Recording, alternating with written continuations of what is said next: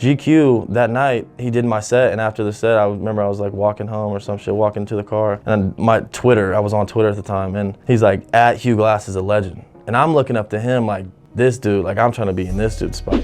Addy's one of the best rappers in the city. Yeah, there's shit bigger than music going on, you know, and cultural differences and shocker, white privilege, you know, like these things that are real. Yeah, it's not a problem for me, so I don't see it like that, but it is a problem, right, in the grand scheme of things. So I spit milk out of my mouth, bro. I'm like, God damn, that's what we're doing? Obviously didn't answer, was so embarrassed. How do I say it? Look, I'm trying to sell my soul. That sounds weird, but metaphorically, like that's what all this is, right? I'm trying to set myself up to be in the rooms with people, souls. Yes, where souls are for sale. We got a very special guest in the building. Thank you, brother. Hugh Glass, the Duke. What's going on, bro? Not a lot, but everything at the same time, you know? Just trying to keep it all together. Yeah. Trying to take over the world, one step at a time. For sure. I mean, you're on the track. I'm trying, bro. Nationwide at least already, so you. Yes, sir. For sure. Well, how have you been? Great. Good. I appreciate it. Nobody ever asked me how I've been. I know, man. When we do these no ones. etiquette, bro. Yeah. No etiquette. You think being from Oklahoma, someone has some, you know, some respect, but y'all been killing shit, bro. I appreciate it. Yeah. I appreciate it for sure. So I can't believe we've never done this, first of all.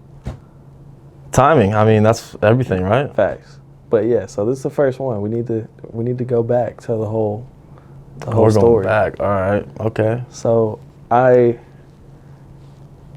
you moved around. I couldn't really find I mean, I know you claim you're from Mississippi, like that's home base, but you lived everywhere kind of, right? Yeah, so, I mean, I was born in Woodward, okay, Oklahoma.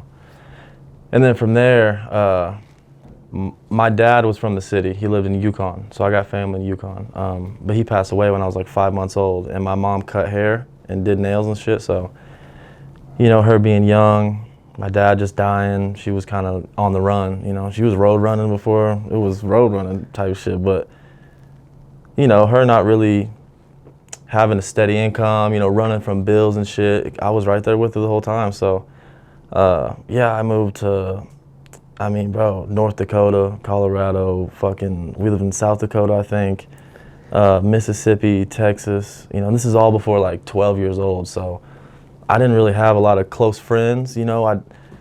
It was good because I got to meet new people a lot and learn how to, you know, interact with new people that I don't know, but at the same time, I'm like, bro, I miss Tyler, you know. I miss fucking, like, I didn't get to, I'm bad at building, like, keeping long-lasting relationships now, looking back, but yeah, I moved around a fuckload, bro, and my formative years were Oklahoma and Mississippi. I was 12, 13. We moved to Mississippi twice, actually, bro. Like, that's how back and forth I was. But I think I was 3rd grade when I first went, and that's when I actually learned out, like, that I could rap. I was doing poetry and shit, and it was like the last 2 weeks of school, so they were just doing whatever the fuck. The teacher was just like, y'all do whatever, bro. But I remember it was about this snowman, and we had to write a poem, a sonnet, I think. It was 16 bars, and I didn't know what the fuck it was, bro.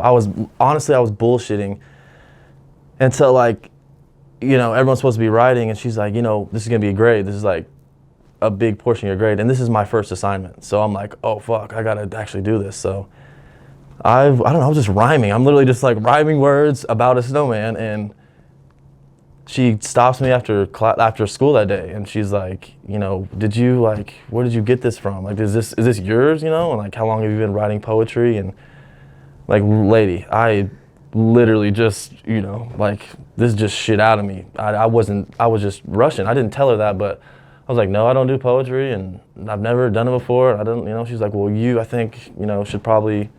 And she's a 6-year-old white woman in Mississippi, so to her it's poetry. But then I have a friend named Keon, and at lunch one day, bro, I don't know how he even found out, but he just puts this beat on this little boombox he brought to school. And there's like this old pop machine everyone would line up at and stuff to get, you know, put their little quarters in there. And he just pulls it out and starts rapping. And he's like, you know, he's like tagging me in, like, come on. So I just started freestyling, and it was ass, but it was like, you know, it was fun enough to keep doing it. And then through that, I started learning that oh, this poetry shit is just raps, just in a little flow, you know. So I remember the first beat, but this is so stupid. I don't know why I'm telling you this, but the first beat he put on it, we like wrote to and made a song to. It's a mixtape out there somewhere, bro. What was that? Lil Mama? I think it's Poppin', right? No, Lipstick. Oh, wow. What's that one? You know what I'm talking about? Your lipstick is popping. Poppin', bro, I'm telling you. So that song was hot as fuck, and I don't know, I'm 12, bro. I don't know what the fuck I'm doing. But he loved the song, so he's like, he got the instrumental somehow. I don't know how the fuck he did it, bro. It was 2008 or some shit. I don't know. But he got this cassette, and we put it in his thing and recorded over it right into the thing, and we thought we were fucking it, bro. And then I moved like 6 months later and kind of forgot about it. I never did it again until, you know, my son was born, and the recording process. But the writing shit, you know, I stuck to it, and it was kind of like my secret little passion, bro. I remember zoology class in fucking sophomore year. She got me in trouble because she comes over and I have a page full of, she didn't know were lyrics, and then she reads them, and I'm fucking bitches and killing people, and I'm, you know, doing all this crazy shit, and like, so I don't know. Yeah, I moved around a lot to answer your question. Yeah.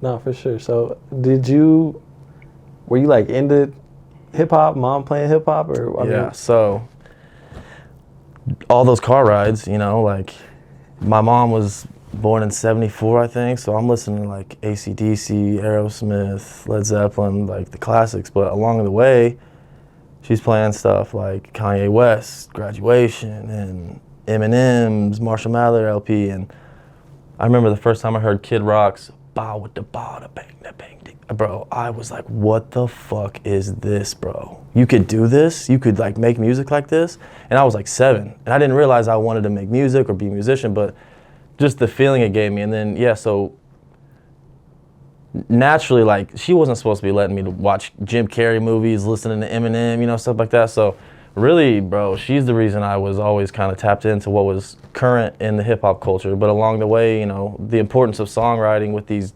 legends, bro, like Leonard Skinner and fucking ACD, like these people. So that's why I think, yeah, bro, I love Ray Charles. I got a Ray Charles fucking 50-pack CD when I was 13, and I asked for it for my birthday. You know, like, I'm a music nerd, not just a hip hop nerd. But to answer your question, yes, bro. Like, since I can remember, you know. I feel like that's a like low key an advantage of having young parents. Like you're kind of cooler at a younger age. 100%, like, you know, bro. 100%. Because as I'm moving, like, my friends were my mom's friends. You know, like. So I'm learning how to talk to 30-year-old women when I'm 12 and shit. And like the dudes are coming in, I'm picking up how they, you know, they're getting money, and they're, you know, it's like, it was cool to see. And the different places I got to go, like, bro, Oklahoma, I was in Oklahoma history, learning about slavery and learning about the Trail of Tears and shit like that. I'm talking about the same semester, I'm in Mississippi, right? And my grandparents worked some of these fucking fields, like, now I'm touching it. Now I'm feeling it. Now I'm learning about it from a teacher who's, you know, directly impacted by this. And it was a culture shock, bro. But I say that to say, like, the people I got to meet who did like hip hop, like white kids in Alva, Oklahoma love hip hop just as much as black kids in Noxapater, Mississippi, bro. Like, so just to see that and realize, like, okay, this is bigger than me. This is bigger than white or black, bro. This is like, you know, it's music, and music is, I mean, a religion, you know? So, yeah, I think that helped a lot. It was definitely an advantage just to meet all the cultures, and yeah, shout out to my mom, bro. Shout out to my mom, Mama Duke. For sure. So, you said, I mean, where were you between, you know, then and, you know, your son's what, like seven? Yeah. So 7 years ago. So moved around a fuckload, and then we ended up basically like my freshman year, I thought I was going to be in Oklahoma and stay all 4 years. That was the plan, because I played sports. I was decent at basketball, so I thought that was the route. And so the plan was to go to a good school like UConn. So I started my early year in Woodward. No, I'm sorry. Freshman year was Mississippi. The plan was to come back to Oklahoma, stay in one spot. My mom, we were gonna move to Woodward. So we leave Mississippi. By the way, the team in Mississippi I played for didn't make the playoff for 25 years. Starting point guard, only white kid on the team. We're out there getting it. So shout out Knox Spader, shout out to the Tigers, baby. You're in my heart forever. But after we leave Mississippi freshman year, we come to Woodward. I stay there and I get kicked out, move out. It was a mutual agreement with me and my mother. I was just doing shit I, should not have been doing. And she felt like, if I was living like an adult, then, she was a single mom, bro. She was working 2 jobs to, make sure I'm doing shit. And she's a hairdresser. Everyone's telling her everything, bro. All the girls at school, the fucking parents. So I got in a fight, I remember, and I was skipping class, and it was just, yeah, bro. It was probably the best thing that ever happened to me, because I realized just like, yeah, this shit is not sweet, And I'm 15, and I got to move up to the city where my dad's family's from, and I was smoking weed and shit before. As soon as I got here, I was just like, they're not running that shit, bro. They don't do none of that. He's ex-military. She's stay at home all day, like on my ass, bro. They're on my shit. So I didn't smoke for like a year. I got my grades up. I was just like a good kid, focused on basketball. With your grandparents? Yeah, with my aunt and uncles, who it was, but they're just super tight. But and then that was sophomore year. Sophomore year was Woodward. Junior year was UConn, and then senior year went back to Woodward to finish my senior year. And then after that, I came to the city. Just working jobs and stuff, And in high school, I'm working at Pizza Hut, living out the back of a Mexican restaurant that I'm working at. Going to basketball, not like clearly can't go to school, right? Clearly can't go to school. So I ended up senior year, I'm like she told me, she's like, even if you like stay in school, you're gonna be 2 credits short. So you have to go to alternative school to like make up for the credits and stuff. And at the time, bro, I'm like, dog, I gotta pay rent.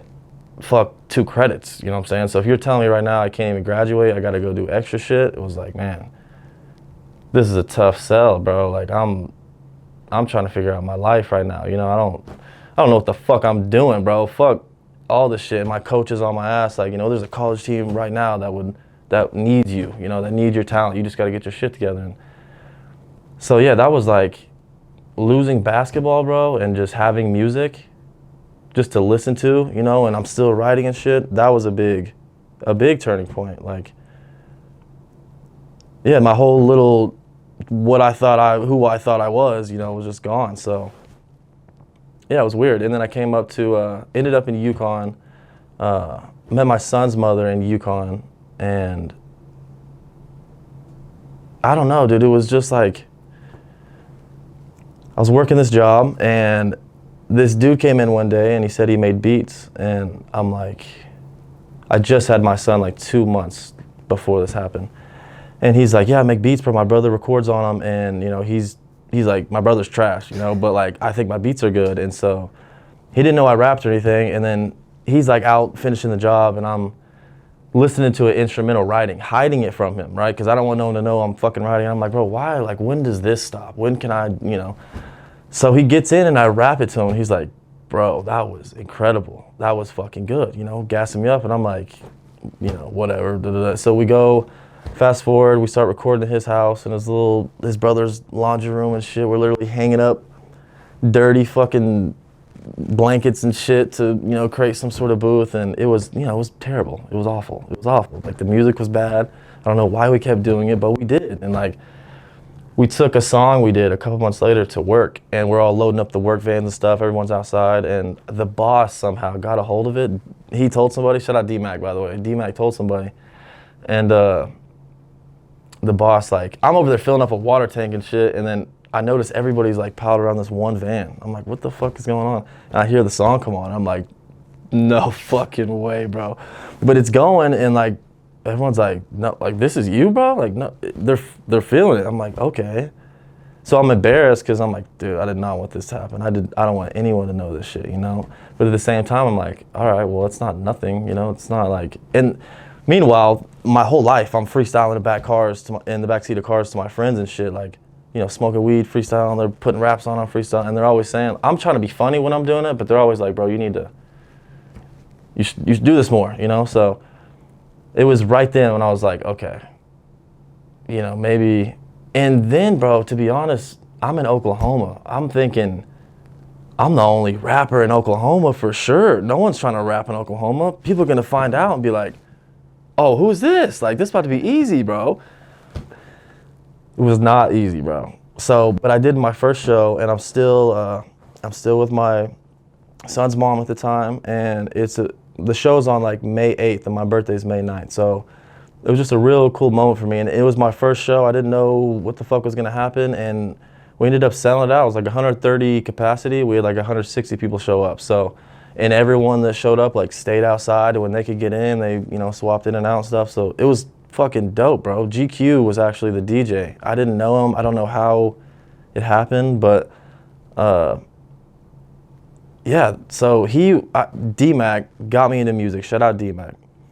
GQ that night, he did my set, and after the set, I remember I was like walking home or some shit, walking to the car, and my Twitter, I was on Twitter at the time, and he's like, @Hugh Glass is a legend, and I'm looking up to him like, this dude, like I'm trying to be in this dude's spot, So that was another moment for me to just be like, okay, well now this thing just turned into like my boss and my coworkers gassing me up to someone I look up to. Like I'm finding out who these people are in the industry, and this is someone who I aspire to be, let alone work with or be friends with. And yeah, that was another moment, bro. Just I don't even know how the fuck we got there. What was the question?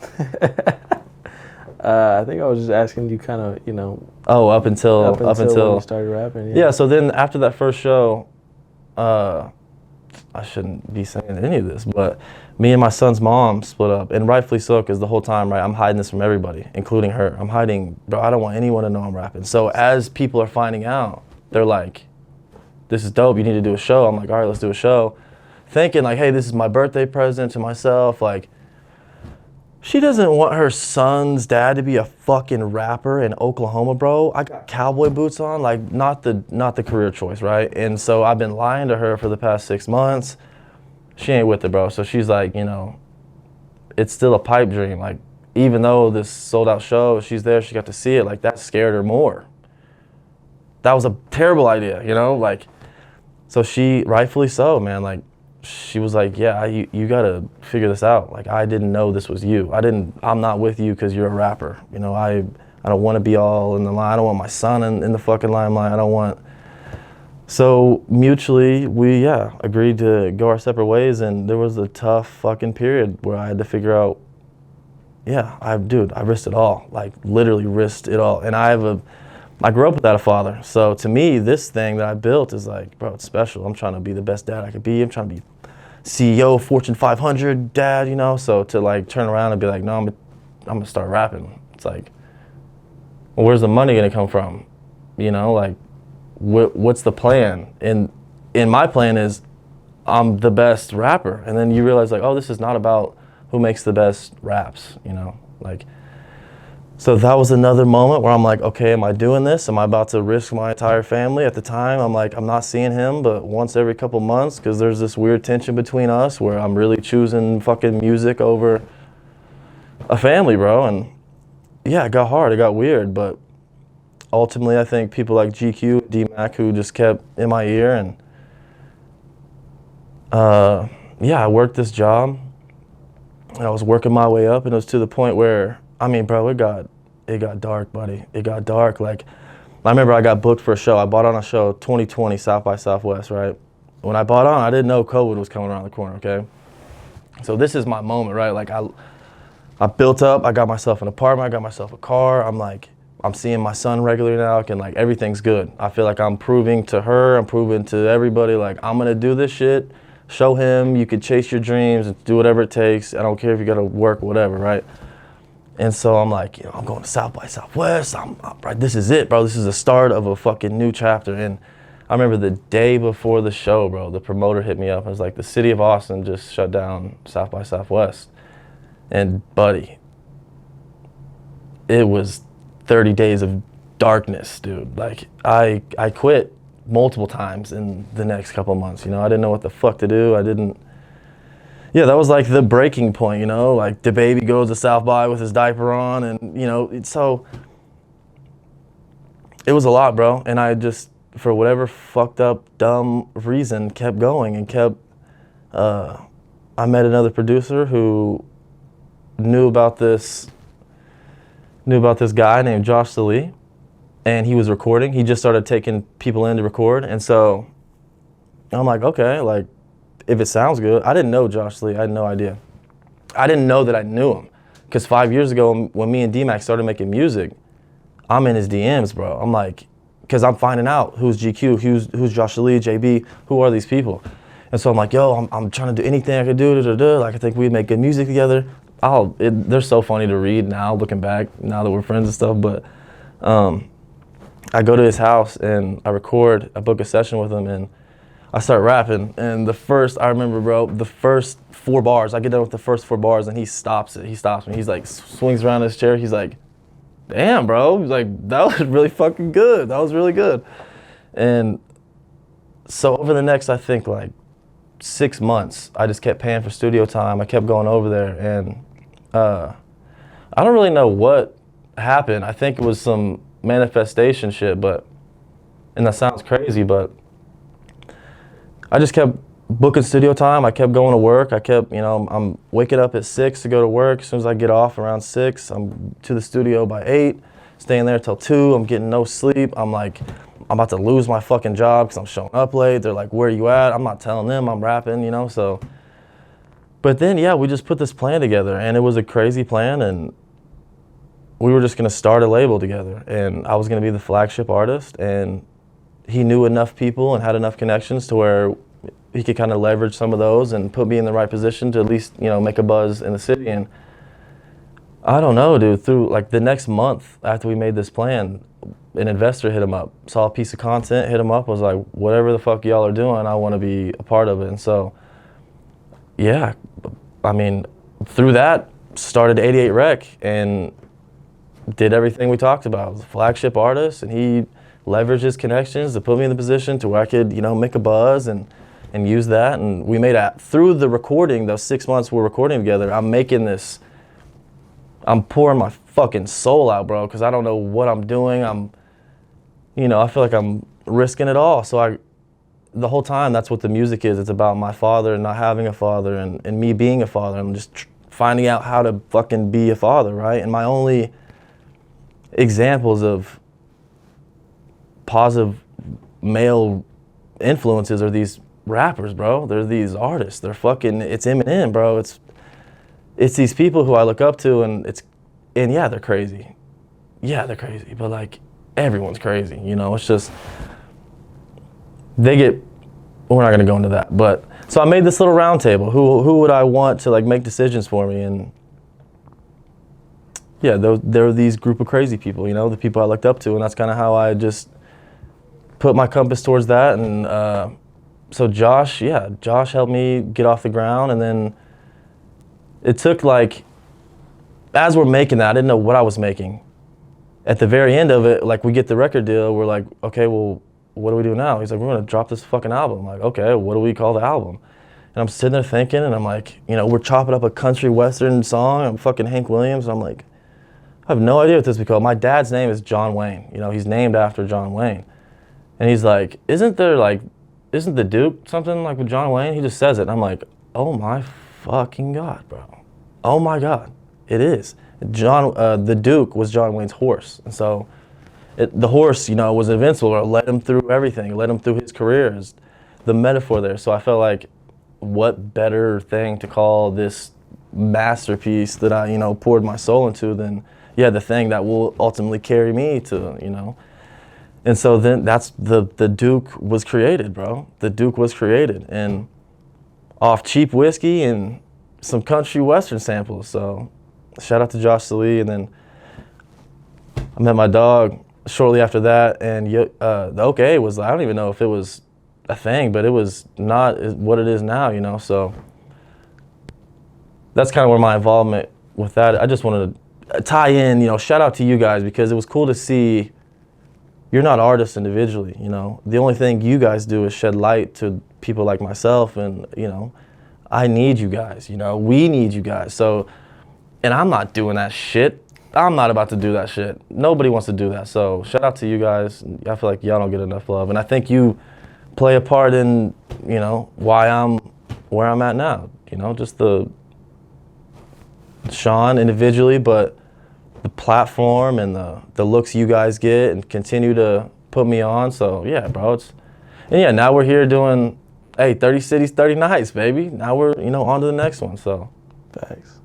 but that's the last You're 7 good years. at this, you know that? Am I? I haven't talked in I feel like 20 I'm minutes, saying dog. way too much No, shit, bro. you're really good at this. All right, but there's a few things that I just want to touch on, like you know, you talked about. First off, like that transition from freestyling with the homies and secretly writing raps in your notebook to like, okay, fuck it. But like, I feel like there's a common, it's always kind of like embarrassing, like for whatever reason, people don't want to take that step, like, yeah, I'm a rapper now. What do you feel like that is, or what was it for you? For me, it's easy. It's like all my life, bro, I was in these, I'm in all white classrooms where it's normal. Then I'm the minority, I'm the only white kid. And when I'm playing, bro, it's get your weight up, white boy. You know, it's like, so I always take that. I'm like, I gotta prove myself type shit. So I think that's what it is. It's just, I think hip hop is seen as like not a white man's sport, right? So just from personal experiences, I feel like, yeah, you show the most respect possible, be as humble as you possibly can, but yeah, this is it. There's no one's writing the rules for this shit, bro. So I'm good at this shit, and I feel like I'm just as equipped or cultured or put a fucking whatever word on it, like. So yeah, to me, that's what it is. It's that complex that I have growing up. But ultimately, bro, I don't care what color I am. I don't care where I'm at. To be like, yeah, I'm a rapper. That's right there. People are like, let me see your Instagram. How many monthly listeners you got, bro? You're a rapper, okay. I think it's super accessible.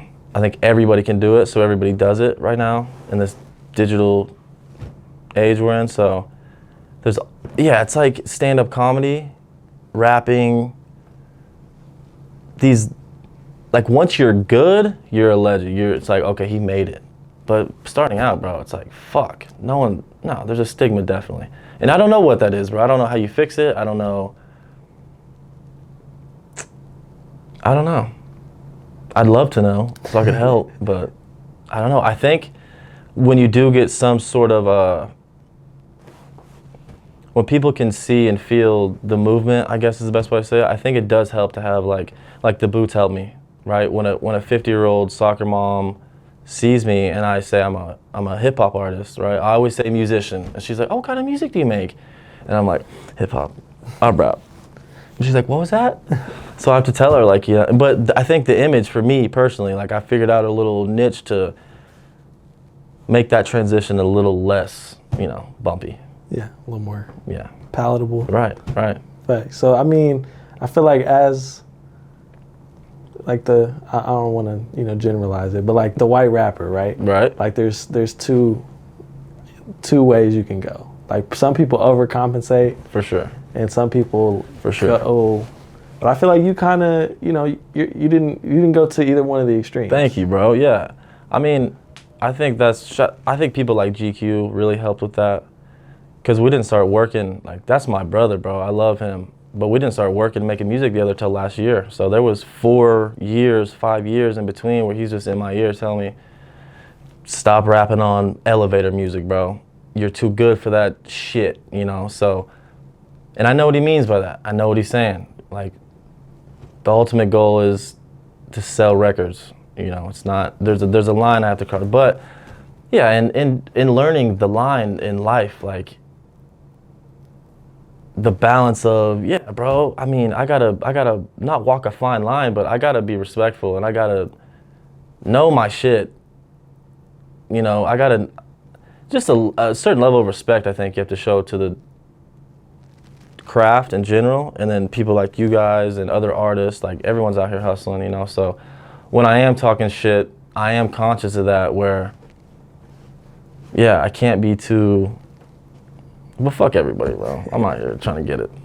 How do you feel about, I don't want to harp on the white rapper thing, but I got one more question. I love it. Keep going. I feel like there's and I honestly, well, let's talk about it, because I feel like it's a cool white guy thing, right? Oh, yeah. Like people are, the comparisons they won't even be there. Right. But like, I'm sure you get an Eminem and a fucking whoever, you know what I mean? Eminem, because the nasal thing. Yeah. When I rap a little. I mean, I kind of, yeah. I think that's what it is. And also, I mean, bro, he's from Detroit. It's right up the street, bro. And like, I would be a liar if I told you that as a little white kid, this white dude killing it, everyone looks up to. Yeah, bro, of course. But like, I would say Lil Wayne and Kanye have a bigger impact on me than Eminem, you know, Jay-Z, like. But to your point, there is definitely a cool white guy lane. And I didn't know I was in that lane until recently, bro. So I'm walking it proud. I'll be the fucking spokesperson if I have to be, but I don't know what that is. I think a part of it is just being aware, you know, realizing that, yeah, there's shit bigger than music going on, you know, and cultural differences and, shocker, white privilege, you know, like these things that are real, you know, and just can't be tone deaf. Got to read the room. I think a lot of people don't read the room. Especially around here. You come from, I mean, bro, we're in Oklahoma. Their parents, grandparents are not cultured. They are the opposite of cultured, you know? So I'm sure it's tough for people trying to fit in and find that, to break the walls down, whatever you want to say, but. And it's also tough, bro, when you're white as fuck going to Mississippi. You are that, bro. Like, I wasn't cool always, bro. So I remember the first day I got to Mississippi, bro. I'm white as fuck. Reed. Okay, I'm sitting there, and this girl named Daisha, I love her to this day. Like, that's my dog.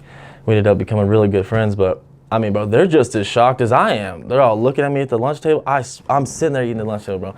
I remember I look down, everyone looking down this way, I look down this way, everyone looking down this way. I'm like, okay, I guess this is what this is now. And this group of like 6 girls move and come up and sit right in front of me, right? And they're all cute, right? I'm 12. I've never been around black girls at the time. So I'm like, bro, what is that? She's like, so, I can remember the exact, I'm trying to think. Basically, she's like, how big is your dick? We're 12, bro. I'm not there yet, bro. No, it was like, not how big is your dick, how big are white boys' dicks is what the general, I'm like, I spit milk out of my mouth, bro. I'm like, God damn, that's what we're doing. Obviously didn't answer, was so embarrassed, you know, like. But oddly enough, moments like that, you know, like, just, yeah, dude, I don't know. I think that's the cool shit I got to experience in my life that helped me walk into a room, and when someone pokes at that white thing, I can poke back. Like, I get it, bro. Like, I get it. There's this thing. I got cowboy boots on and blue jeans. Like, I'm playing into that, right? But whenever they meet me, though, I guarantee you, like, as soon as they realize who I really am, all that shit shuts down. And so, yeah, having the confidence, back to your cool white guy, having the confidence of, like, knowing you are authentic, bro. You're not this whatever the fuck, you know? So confidence definitely ties into that. For sure. So you already explained kind of the Duke, you know, alias, moniker, whatever. Where did you get Hugh Glass from? Hugh Glass was, so when I was hiding all my rap shit, I was with D-Mac, bro, and I'm like, how do I do this? How do I be successful without showing my face, essentially, right? So we had all these dumb ideas that never worked. And yeah, no, so I just hid behind, I was watching a movie, bro. It's called The Revenant. Leonardo DiCaprio won his first Oscar, I think, off of it. And I'm a nerd. I spend as much time as I can outside with my dog and my son. So in the woods, I'm, you know, trying to at the time it fit perfect because I wasn't rapping yet. I wasn't in this hip hop world. I wasn't, you know, to me, like, bro, to this day, I want to retire at 50, be done with everything. At 50, move to Wyoming and be a game warden.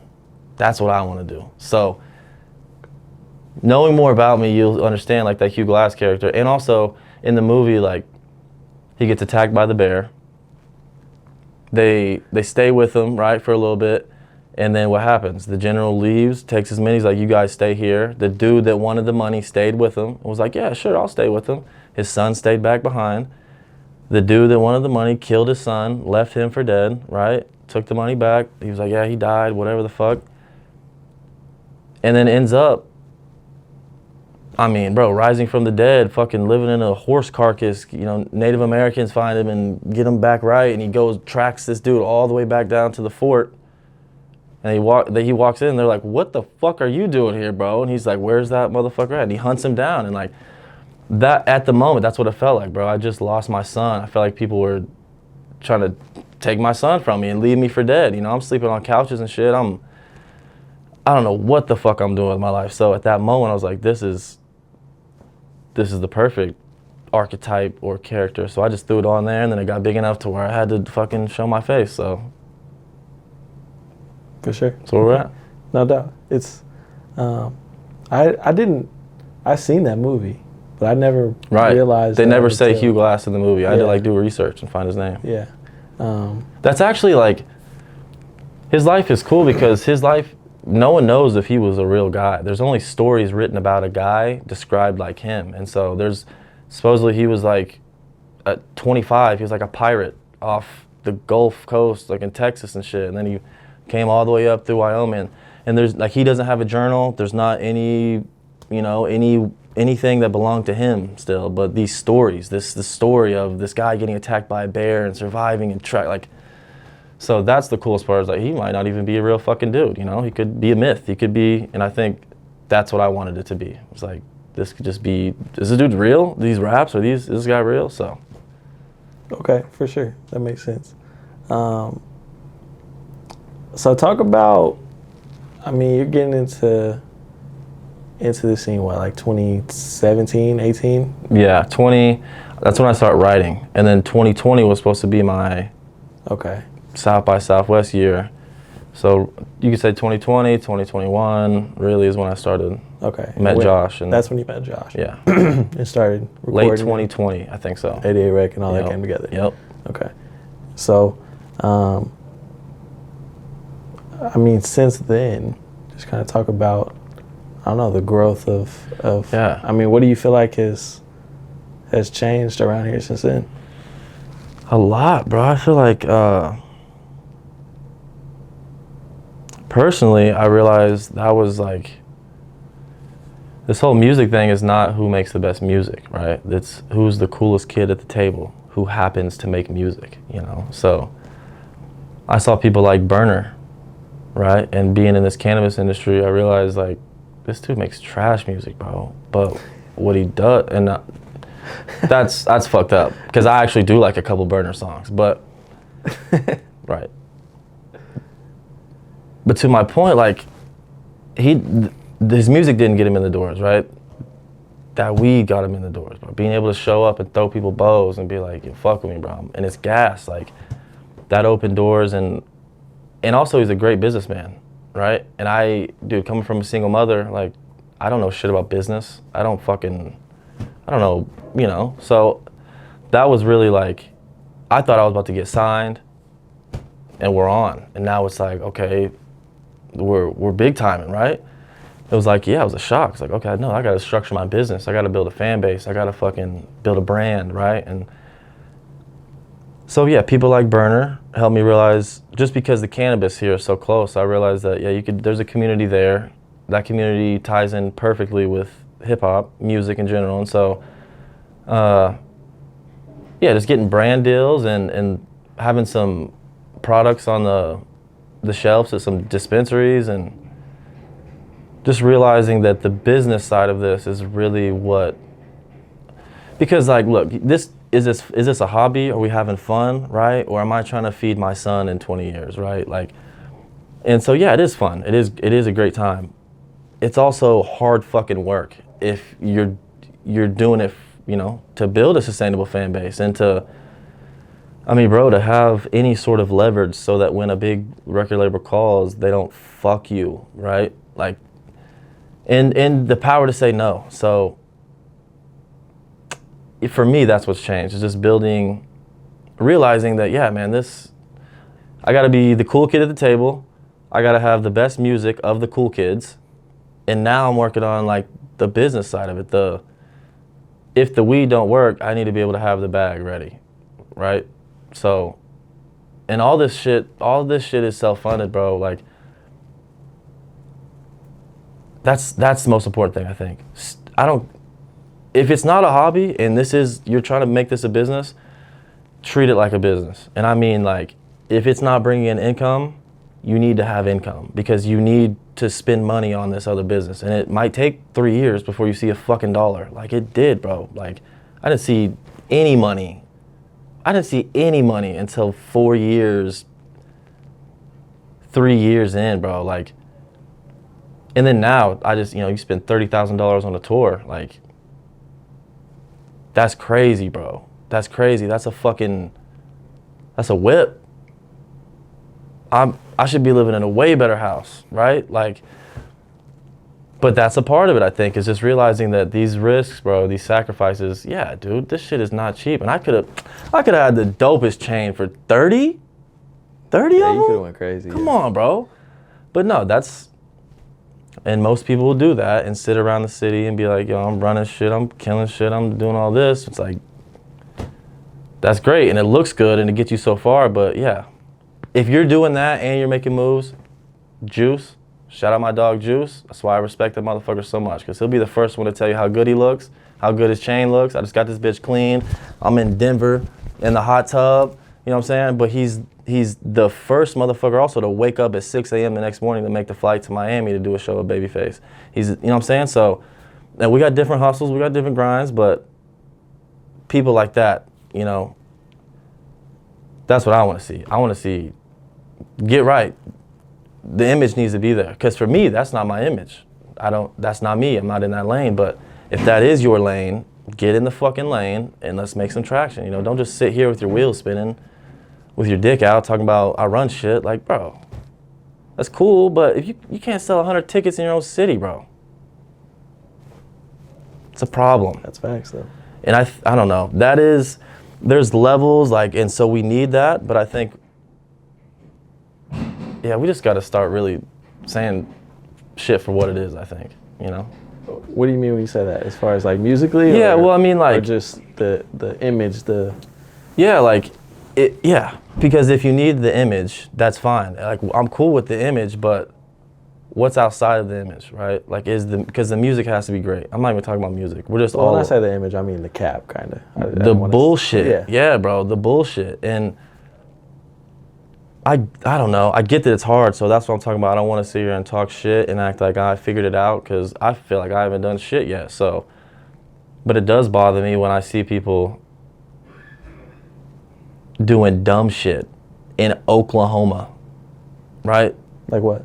Like popping shit like Oklahoma, like running Oklahoma means a fucking thing. Go to California and say Oklahoma. You know what they think of? Reba McEntire, bro. They think I ride horses to school with these boots, bro. Like, so yes, while we need the culture and we needed,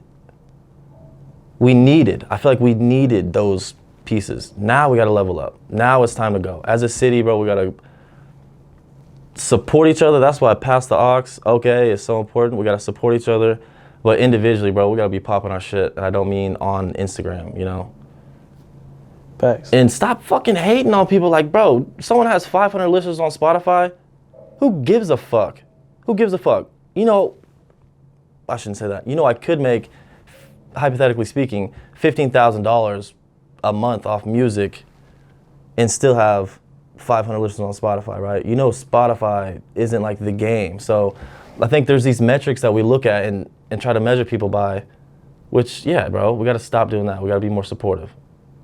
But also get your shit up. Like, let's go. Yeah. It's time right now. Where do you feel like the line is between because I feel like Oklahoma, like since we've been out, has gone through like Yeah. peaks and valleys of like I don't know. I feel like there needs to be a good balance of support people and fuck with people, but also like everybody. You know what I mean? Like you gotta you gotta Yeah. gatekeep almost sometimes. Yeah, no. Like, Gatekeep is a weird word. that's not what I mean, but No, like but you understand what I'm saying? I've been like, called a gatekeeper, so like that's what I mean. I get it, but it's like, bro, I'm not holding shit back. There's so much money, right? There's so many opportunities, and so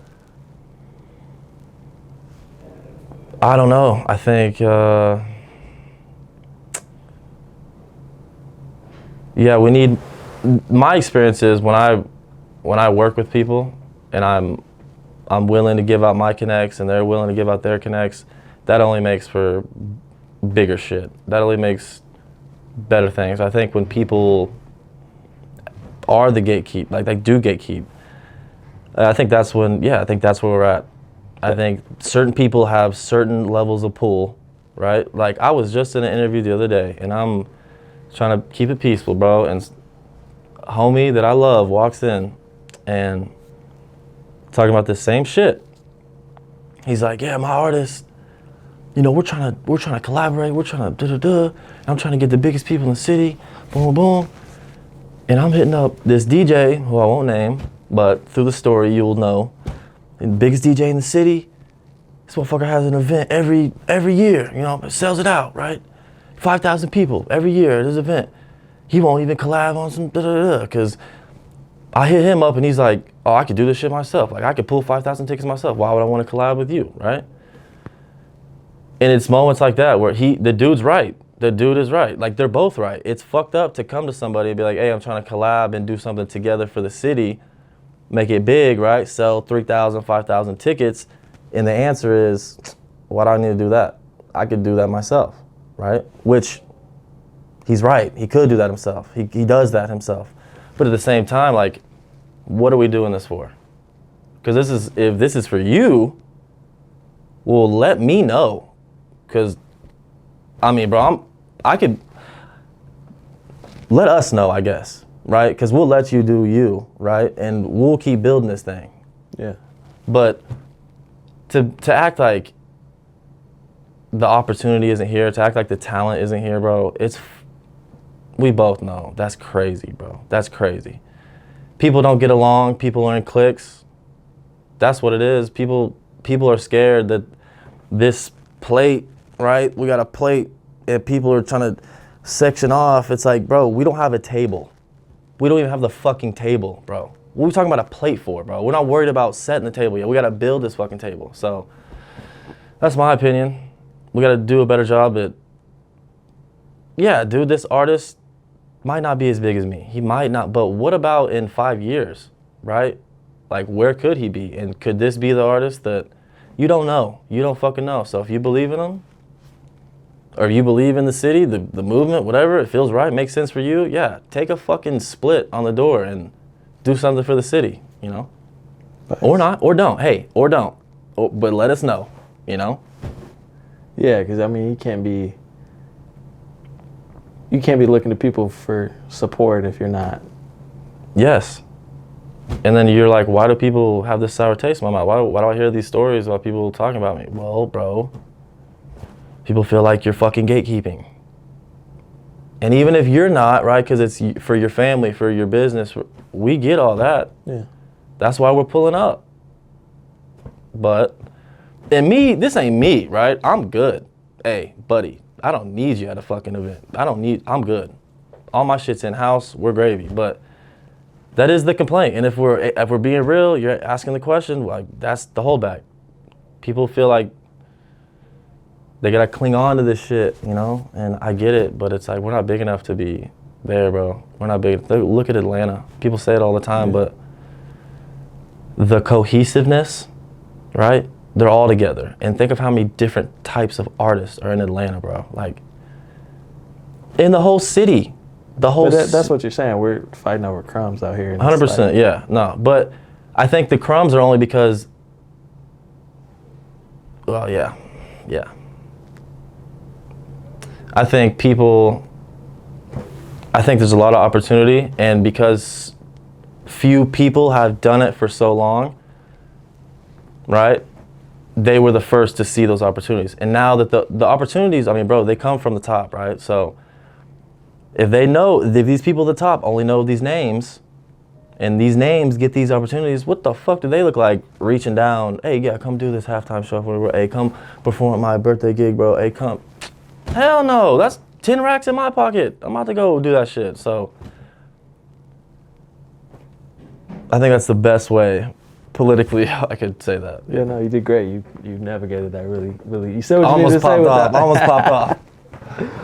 For sure. So you talked about it a little bit as far as like the weed industry, but I feel like people, I mean, maybe they do. I don't feel like people talk about it enough. Is like it's done a lot for the music Hell scene yeah. here. You know, just like bringing, you know, there's money to bring names now. I agree. And, you know, I agree. Yeah. Throw shows and It's you know, cool. People got a little bit more to play with. Right.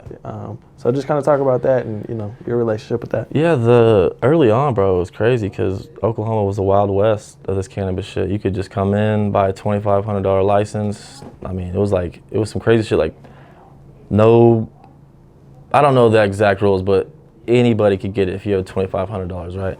And you could be like out of state buying licenses and shit. But so at first there was this boom where everybody had money, everybody was spending money, and that's kind of where I got in, was people just wanting to do events, people wanting to have me perform at the events, talk about their weed, smoke their weed.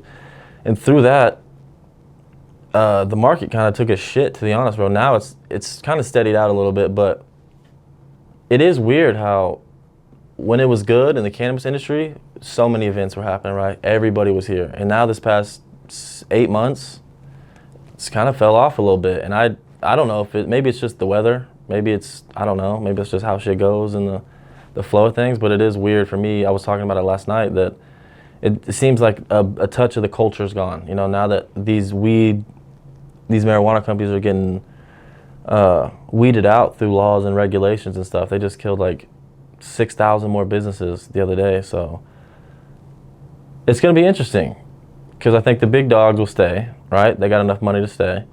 But I don't know if the big dogs are worried about the culture as much, right? So as far as events and cannabis, I think it's not my job, but I think the same way you guys do for hip hop and music culture in general, I think I could play a part in helping to kind of mend that back together. And like, I'm at a big enough level to where I can reach some of these big companies in the marijuana industry and show them Southwest Des, bro. Show them Kid, bro. He's working with fucking the Thunder and shit. They know about him, but yeah.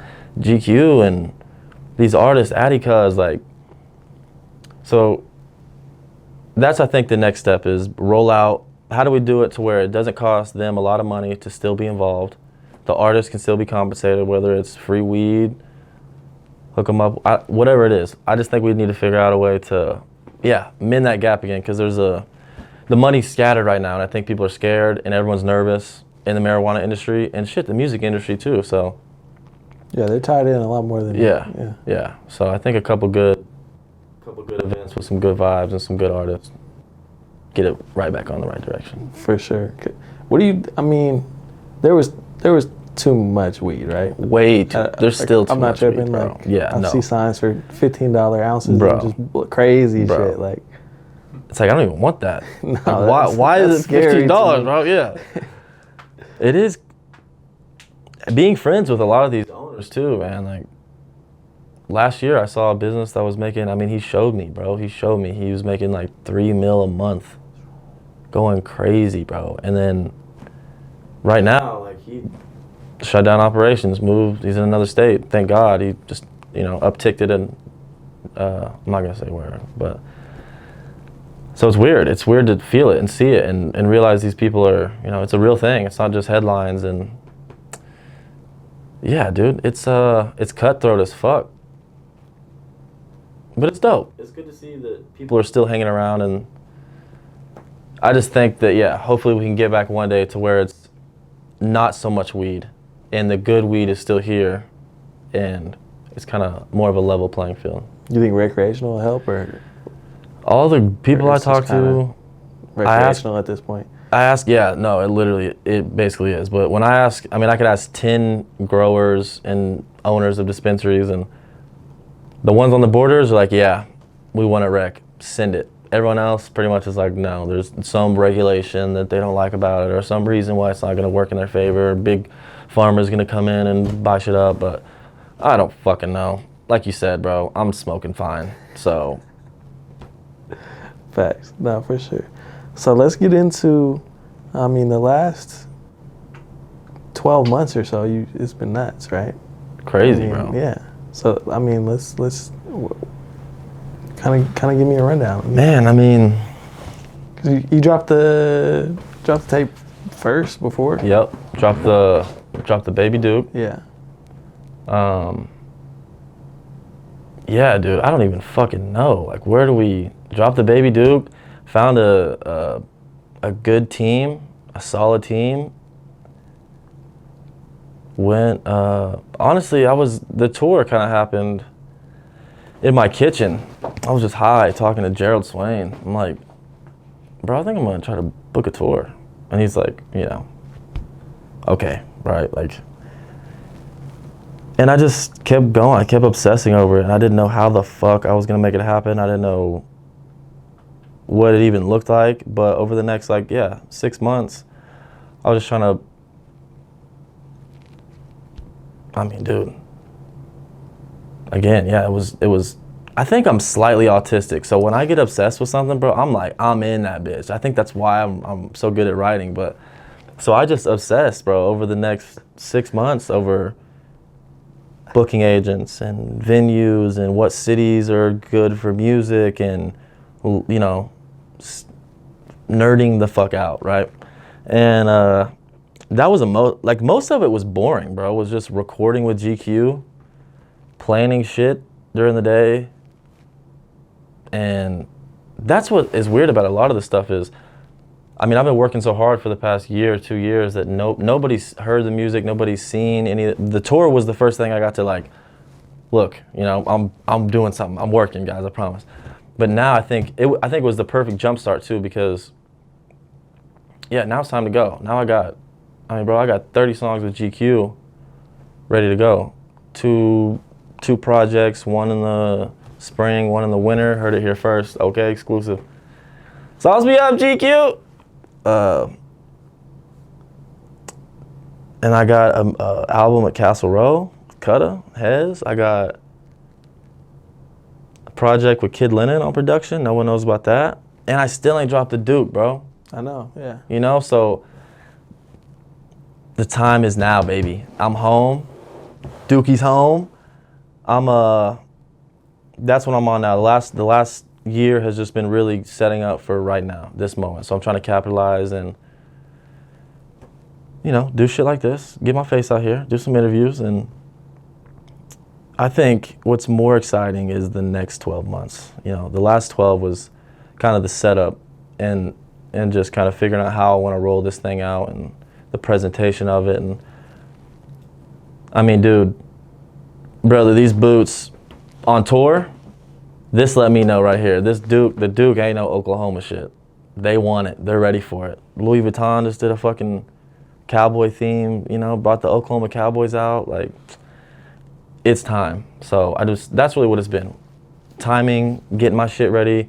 I don't want to drop all this music on deaf ears. I didn't want to, So yeah, that's a whole lot of nothing, but everything, For sure. So I mean, let's talk about the tours a little bit. I mean, I know, we've talked about it. I think we talked about it on camera a little bit. As far as just the grind of it, and we're a big show, huh? Yep. Just the grind of it and all, you get used to that after doing the full thing and doing the second one. I think short answer, no. But there's moments so the first leg, the first 8 shows, 9 shows I brought my mom, my sister, and my son with me. So that was that shit was work, dog. That shit was work. But it was cool because, you got to it was like a little vacation, bro. And Dad had to go do his work at night, and, it was cool. But So that was more of like a, okay, I'm going from the show back to the hotel, waking up, you know, that was more of a schedule. Then coming back through Oklahoma on my way to, I think, Cali, I dropped the family off and I picked up Kid Lennon just because he'd been to Cali and he's been on the road before, and so I didn't want to go alone. I didn't know what the fuck I was doing. I didn't want to go alone. And I felt like I could probably make more money on merch and just better engagement if I wasn't like scared the whole time, you know? And he did, bro. He helped tremendously. Showed me a lot, but that was not scheduled. That was like, we're getting fucked up at night after the show. We're hanging out with everybody. We're on the beach, bro. Like, and then, yeah, morning we wake up. Oh shit, we gotta go. You know, get there, set up late. And then the last, so we did that, I think 13 together or something like that. 15, maybe more. They all run together. And then I did the last 20 or so by myself. And the last 20 was the weirdest, bro, because I don't know, it was like you get off, I remember Denver, Colorado. It was 1,200 people, right? It was crazy, bro. It was fucking lit. It was insane. And I'm, you know, in the moment, I'm on stage, I got the DJ, everybody's in there like, you ready, bro? Like, it's a moment, right? I go on stage, I'm crushing, I'm fucking crushing. I got my jacket hanging off, bro, I'm crushing it. And I just remember, I'm like, thank y'all so much, bro. Y'all have a good night. And I'm full of adrenaline, and I'm, boom, grab my water off the thing, hit the back door into the Denver nightlife, right? And I just remember, I was like, oh, fuck. Walking around, no one knows who I am, right? Like, everyone's just living their normal ass life. It was just weird. It was like, damn, I'm alone again. Like, I'm just out here. Where's my car at? I'm about, you know, like, because I didn't want to go back in, and I didn't want to do the whole 3 hours alone. I got anxiety, bro. You know what I'm saying? So that was the weirdest part of the last leg, is coming outside and Manitou Springs out the back door, same situation. It goes from crazy hectic to just peace and calm. I'm in the middle of the Rocky Mountains. There's fucking 6 mule deer crossing the road, like right outside the venue. I'm like, does this happen all the time? They're like, oh yeah, brother, just don't get too close. I'm like, okay, all right. But so the first part, yeah, they all had little different feels and vibes to them, bro. The first part was super structured, super organized. Definitely got used to it. Definitely every day my son was like, are we in the next city yet? Like, where's the pool? They got a pool? So I kind of knew what to expect and knew what to look for. Second time was like a party. Second run was a party. Me and Kid just out west, baby. We had the snake skin. That's where, by the way, I realized that I need to wear the boots on stage. I always thought they were slippery and whatever, you know. I again, like the raps, I don't like that I'm a white kid from Oklahoma, right? That I used to ride horses, that I fell off a horse into a sticker patch when I was 8. But then I got out there and we're literally sitting in traffic, bro. And he's like, we're sitting in traffic on the highway, and he's like, hey, bro, put your boots on and get out and shoot a promo video. I'm like, right here, like we're in traffic. He's like, yeah, get out of the car. And I'm like, okay. So I put my boots on, I get out there. And I don't know, that was like, bro, that was a switch. A switch was flipped right there because I didn't take the boots off again. I haven't taken them off since, bro. And I remember I get to the first show and I'm like scared. I'm like, bro, I got purple Trojan shorts and snakeskin boots. I'm about to go find my forces, right? And he's like, nah, bro, you're tripping. You gotta be yourself. You know, he's all peaceful. You gotta be yourself, bro. They're gonna love it, dude. And I go out there and I swear I hit the stage, bro, and it's not like a girl thing, but like everyone's like reaching out for my boots, like, oh, like your boots, bro. I'm like, y'all don't got cowboys out here in California? And then every city after that, it was like, it became a thing. I'm in the bathroom. Dudes are like, hey, bro, those are hard, bro. I don't know where, I don't know what they are, but those are hard. There's a dude in Arizona that had the same boots, and we like, I thought we were at the fight. I didn't know the rules, bro. I thought I had to fuck him up in the bathroom, but that was a cool part of the second leg. It was just like a party. The third leg was like, I was ready to be home. The third leg, bro. I was by myself, and that was more of it was like doing a mushroom trip, to be honest, bro. Just in my head. Introspective. Yeah, bro. Going through the Rocky Mountains. It was crazy, but Yeah, so no, I guess. Short answer, no. Nothing was ever, Normal. yeah, normal. But it was amazing. Did you think about the fact that like your son's mom broke up with you for being a rapper and then you took him on tour? Was that like conscious or? That's a great question. You know, I'm sure a part of me. Yeah, I mean, it had to have, right? I guess, but it wasn't like it was more like Not like spiteful. I no, didn't yeah, think it was that, more but, like look at this. Like I'm doing it, you know, like and now like there's enough, the finances are right, I can bring him, and it's a family thing now. Now he's at school talking about, yeah, we were on tour and I was, you know, like it's a moment. So nah, yeah, like the same way, this is weird, but I'm weird. The same way you would like bring back a kill, right, to your village or whatever, and they would look at you like, not like some ego shit, but like, this is what I'm supposed to do. Like, this is why I went out and took the risk to hunt, right? It's like to bring back the kill. And I feel like, baby, that was a kill, you know? That was one of them. So definitely, and have my son a part of it. Fuck yeah, bro. Fuck yeah. I don't know if I was conscious of it, but 100% that was the motivation. Yeah, for sure. So let's get into, you know, you kind of touched on it, just like right now. I mean, where we at? It sounds like you got a tape dropping every month or something, so I don't know where. It's, how do I say it? The dude coming first, or, I mean? So me and GQ got some unfinished business, so we're gonna get that out. Okay. I think that's coming first. I think the GQ is coming first. And I don't know if I want to spill all the beans, bro, but the water, we got some sharks in the water. It's looking choppy. So I don't know if you get the metaphor, but I'm planning some stuff, and I got some stuff behind the scenes that I'm kind of just letting happen as I roll out this other stuff, but none of that is in the current plans. The plans right now is to get this projects with GQ and the Duke, and I want to make sure that the Duke has its own moment and it has its own, you know, I want the city to feel it. I want this to be for Oklahoma, and I got a little reach outside now to where, you know, we can get some wheels moving out there. But yeah, no, after that, bro, how do I say it? Look, I'm trying to sell my soul. That sounds weird, but metaphorically, like, that's what all this is, right? I'm risking. I did it once, I feel like I risked, you know, so I'm trying to set myself up to be in the rooms with people. Buying souls. Yes, where souls are for sale, right? And yeah, not like, bro, I'm not the most religious person, so when I say that, people are gonna get weird about it. No, but I know what you mean, though.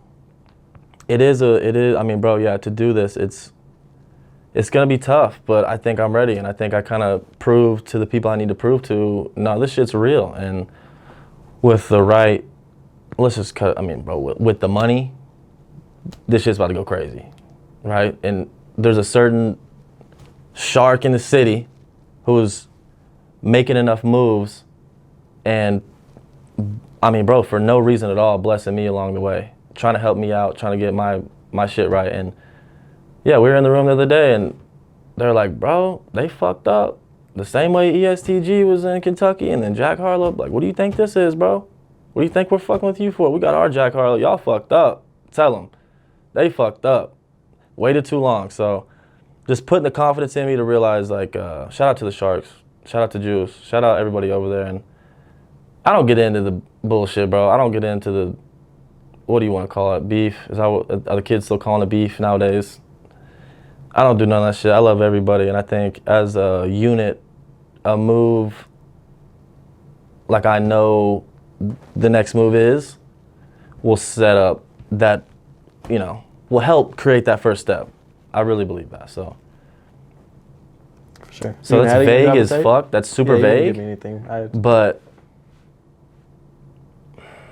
the future looks like 12 months of fucking heat, right? And along the way, dope visuals, and people finally getting to experience like this, what the Duke is, who the Duke is, the stories that we kind of talked about today, and through the music, and and just more of me, you know, more of me. I want to just give myself, I feel like that's part of the whole thing, you know.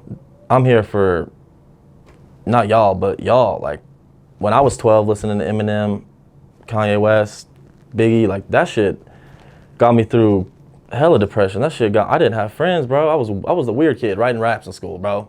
In Mississippi, white as fuck, you know what I'm saying? So, if I could be any part of that, yeah, I'm gonna do everything I can to do that. And I think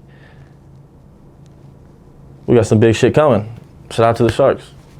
For sure. You and Addy gonna drop a tape? Yeah, we got, funny story behind that. OakA gets it first, so I wasn't gonna tell anybody about it, but I'm in my bag. I went on tour. This last little run of the tour was the winter, so I wanted to split it up, make it cool, so I called it the Codeine Cowboys Winter Tour. It's gonna be, I'm doing all me and Addy shit, right? Taking Addy on the road, about to go crazy. Well, I posted that flyer, and this is, you know, just a part of the business, right? You gotta learn this type of stuff. One of the brands that sponsored me was like, yo, what the fuck is this? You know, what is this Codeine Cowboy shit? You know, and I'm like, oh, yeah, it's just part of the culture, just trying to be, you know, tapped in, be relevant, da-da-da. Addy, you know, he's known for the sipping, and I'm on the cowboy shit, so, you know, Codeine Cowboys. And he's like, yeah, no, it's cute. I'm like, but, you know, I have a son. He's like, you have a son, right? So I don't think, like, I don't want my son to know that I'm sponsoring, you know, or supporting, da-da-da. And I'm like, okay, yeah, I get that. And then, yeah, lost a potential sponsor for future shit through that. So I took the flyer down, and yeah, it was really a week on the road, and I was by myself, you know, just like thinking like, man, what is that line of like, because I feel like Eminem would have said, fuck you. These people at my round table were disappointed that I took it down, right? But I am a father. And it's like, I don't want to glorify that, but I'd be lying if I said I wasn't in Mississippi at 13 doing that shit, just rolling lean blunts with my cousins. I'd be lying if I said when I'm chilling with Addy, he ain't taking one of the double cups out and breaking me off something to sip on, right? And I don't, yeah, it's not a problem for me, so I don't see it like that, but it is a problem, right, in the grand scheme of things. So it was just a weird moment for me to be like, okay, well, artistically, this is dope. I want to do this. For my brand, for their brand, right, for my business, I should probably just take this post down, right? It doesn't mean I can't drop the mixtape still. It doesn't mean I can't be this Codeine Cowboy, right? Like, because it is cool. I like it. It's dope. But yeah, I just think, just had to find that line. So to answer your question, yes, Addy's one of the best rappers in the city, and I feel like he's so locked into his own shit, he's not even worried about that. So I wanted to, I told him, like, look, bro, I'm gonna bar you up. I want everything you got, you know? And he came correct. He don't write shit either. Dude is impressive, bro. Yeah, so little EP, little tape, Codeine Cowboys, on the way. For sure. Well, I'm excited to see everything you got coming, bro. Appreciate you taking, you know, time out of your busy schedule. Thank you, bro. Hey, shout out Roadrunner, shout out Simo. My dog's wearing the Roadrunner Network merch. Just keep going, bro. I look up to you. Much respect, brother. Facts. Shout out to y'all. But yeah, shout out to you too, bro. You know, thank you, bro. Doing big shit and making shit look good for, you know, all of us. Thank you, man. Thank you, man. Look good, so. If it's anything, and for real, like as that cool white club, right? If it's anything I'm doing too much, not doing enough of, you know, let me know, because yeah, I love Oklahoma, you know, and I love the people here, and I think nights like the other night kind of helped me see that I kind of lost hope on tour, bro, for Oklahoma. Like, this shit is just gonna be whack forever. It's just gonna be whack forever, bro. No, everyone hates on everybody, but yeah, nights like that where I'm in a room, I'm just bro, I was supposed to play music. I was supposed to get my shit listened to. I'm bouncing around studios, listening to other people, meeting people I've never met before. Like, you're from here? In Oklahoma City, you live here? They're like, yes, I've been making music for 2 years. I'm like, okay, well, shit, I guess we got to work together. But yeah, just keep going, for real. I know I'm trailing off, but thank y'all so much for what you do, okay? And individually, I know it's not, I know like the money wasn't just pouring in when you guys were doing this, right? Like, but to see LA Leakers, to see Sway in the Morning, to see, I don't know if that's who you guys want to get to eventually, but some of the shit y'all do is way better than that shit. And so I just hope that, you know, I pray for the success to keep pouring in, and hopefully I could be right here a part of it, you know what I'm saying? Definitely, bro. I appreciate you. And when you need some bars, I'm back home, baby. Facts. I'm back home. Facts. No, we need to rerun the rap show again for sure. Let's go. Get a fucking cipher up here. Appreciate you, bro. No problem, brother. Hey, what's up, everybody? It's the Duke, Hugh Glass here, giving you the OakA.